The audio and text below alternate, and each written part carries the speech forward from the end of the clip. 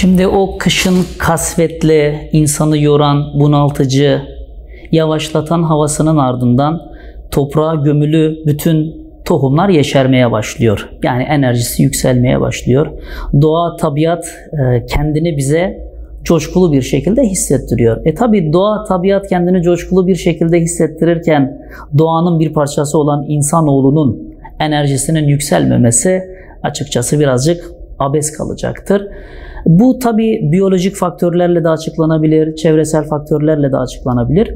Ama son bütün araştırmalar gösteriyor ki bahar aylarında bahar depresyonu tanısıyla psikiyatrlardan yardım alan veya başvuran bir sürü insanımız mevcut. Çünkü enerjinin artmasıyla, doğanın yeşermesiyle insanoğlunun o kış sürecinde bedensel olarak alışmış olduğu rutinlerin birazcık dışına çıkması gerekiyor. Bu sürece adapte olamayan kişilerin üzerindeki baskı artabiliyor. Baskının artması hasebi sebebiyle kişiler içe dönük olabiliyor veya depresyon belirtilerini gösterebiliyor. Hele hele sınava hazırlanan süreçte olan öğrencilerimiz üzerinde bu baskı daha yoğun bir şekilde hissedilmeye başlıyor. Çünkü rutinler değişiyor, alışkanlıklar değişiyor ve baharın getirmiş olduğu enerjiyle öğrenci kardeşlerimiz ister istemez doğanın içerisinde kaybolmaya çalışıyor. Tabi bunu yaparken bir yanda onları bekleyen sorumluluklar var. Sınavlar. İşte liseye girecek öğrenciler için LGS, üniversiteye girecek öğrenciler için YKS oturumları Haziran ayında gerçekleşecek. Bunların gerçekleşmesi sebebiyle öğrencilerimizin üzerinde birazcık baskı artıyor. Ve öğrencilerimiz bu sürece adapte olmakta zorlanabiliyorlar. Hormonal değişiklikler oluyor. Peki öğrenci kardeşlerimiz bu süreçte ne yapacak? Bu evhama kapılacak bir durum değil. Çünkü doğum sancılıdır ama o bebeği kucağına aldığı zaman annenin bütün ağrıları dinecektir.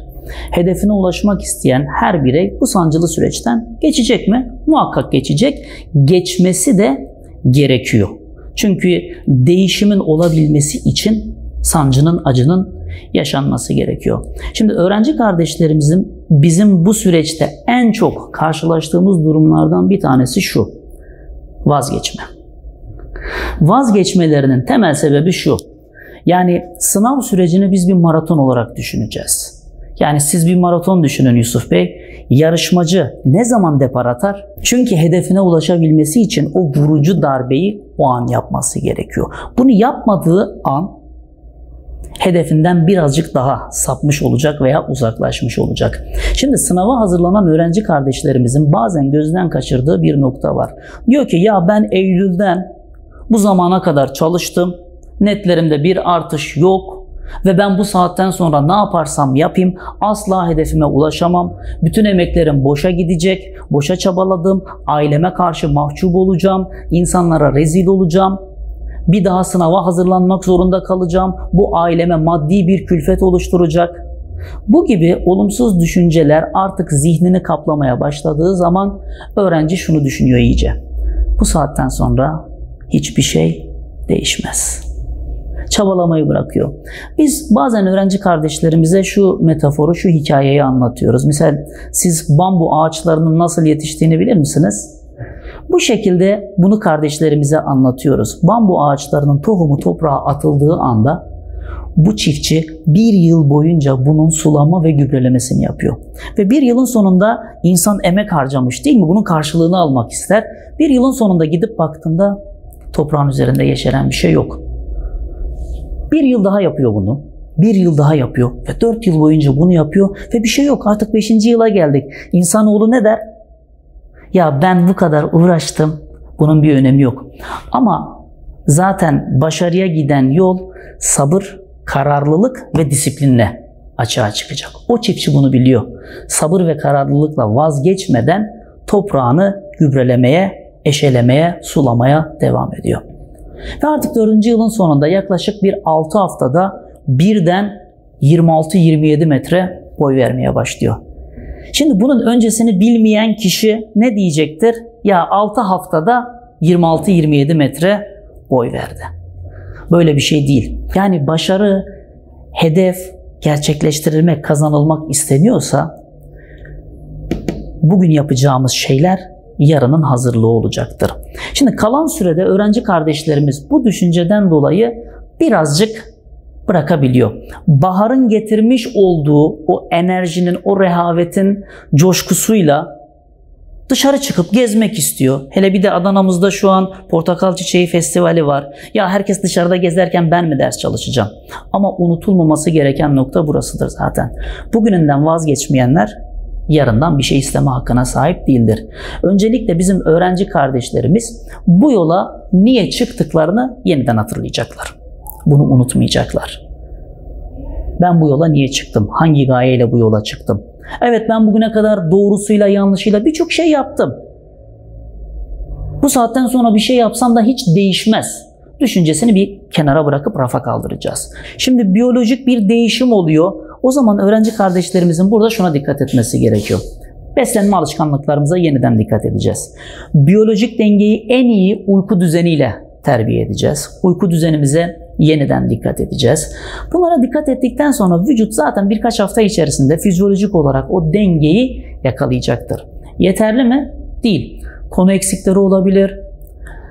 Diğer alanlarda eksikleri olabilir. Ne yapacak? Öğrenci kardeşlerimiz işte uzman öğretmenlerinden, psikolojik danışmanlardan, psikologlardan, sınava hazırlık sürecinde yardım alabileceği kişilerden öncelikle test çözme teknikleri üzerine bir yeniden bilgi alacak. Çünkü zaten bir biyolojik değişim oluyor. Sınava hazırlanmanın getirmiş olduğu bir kaygı oluyor. Bu kaygı hasebiyle öğrenci odaklanmakta zorlanıyor. Tamam, hani hep söyleriz işte içinizden 10'a kadar sayın, sakinleşin, nefes alın, diyaframla vücudunuzu kontrol edin. Ancak bunu yaptıktan sonra bizim şunu da yapmamız gerekecek. Ben sınav anında ne yapıyorum?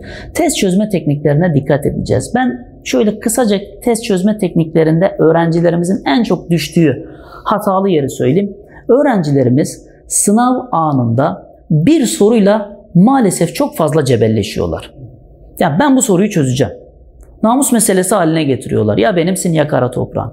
Güzel kardeşim, sen sınav anında kaygını kontrol etmek istiyorsan o soruyu bırakıp diğer bir soruyla uğraşacaksın.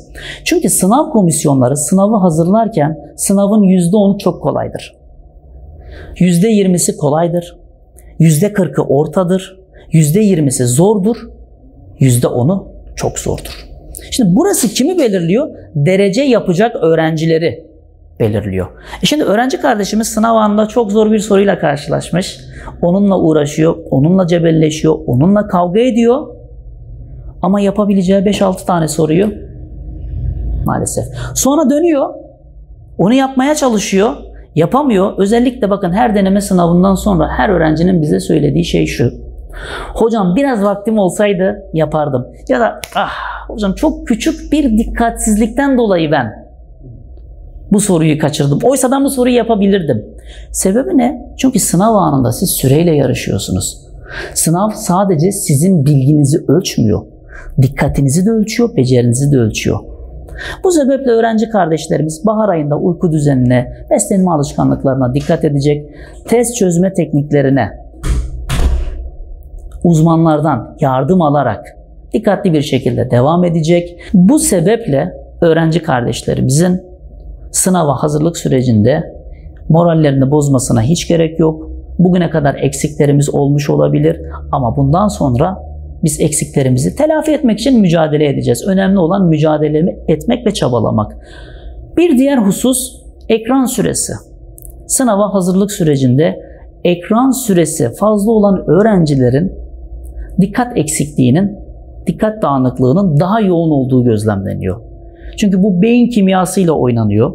İster istemez öğrenci beyin kaslarını tembelleştiriyor ekran süresiyle. Şimdi ben beynin hafıza bölümündeki kasları kullanmadığımda, tembelleştirdiğimde ister istemez bu benim muhakeme yeteneğimi, işlem yeteneğimi tahribata uğratabilir. Hani bir söz vardır, işleyen demir pas tutmaz misali.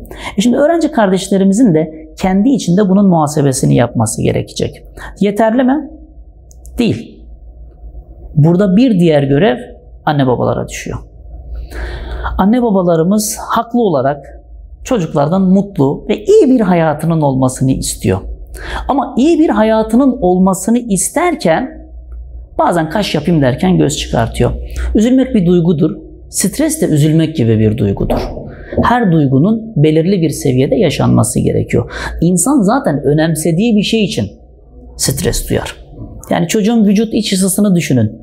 Ateş yükseldiğinde ne yaparız? Onu düşürürüz. Şimdi bizim stres düzeyimizi arttıran şeyler neler? Sıcaklık arttırıyor. Alışkanlıklarımıza dikkat edeceğiz. Öğrenci şunu düşünecek. Ben bu yola niye çıktım?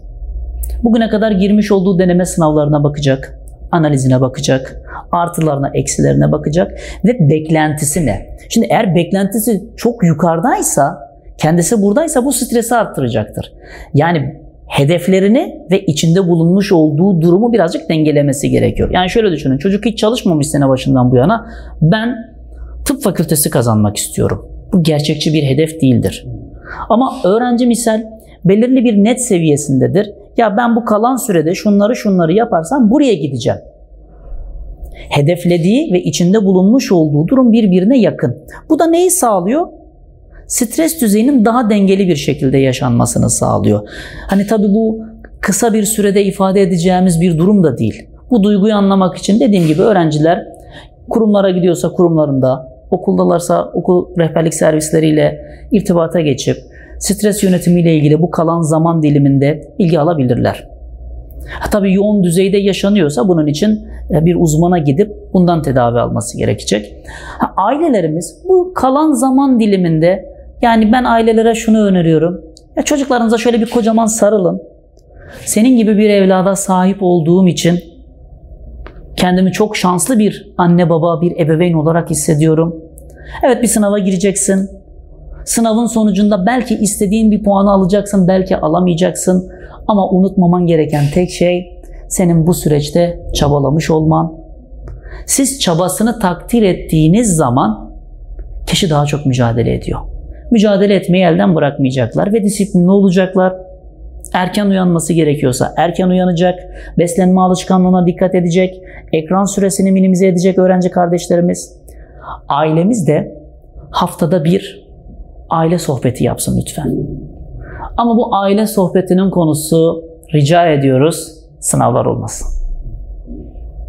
Eğer sınavlar için siz bir araya gelip konuşursanız öğrenci o sohbete gelmeyecektir. Genel bir değerlendirme olur, ailemizi değerlendiririz, bir rol dağılımı yapabiliriz, anne baba olur, baba anne olur, çocuk baba olur. Bir kendimizi görelim, sohbet edelim. Sohbet edilen ailede sorumluluk bilinci gelişiyor. Biz bugün hep gençlerimize ne diyoruz?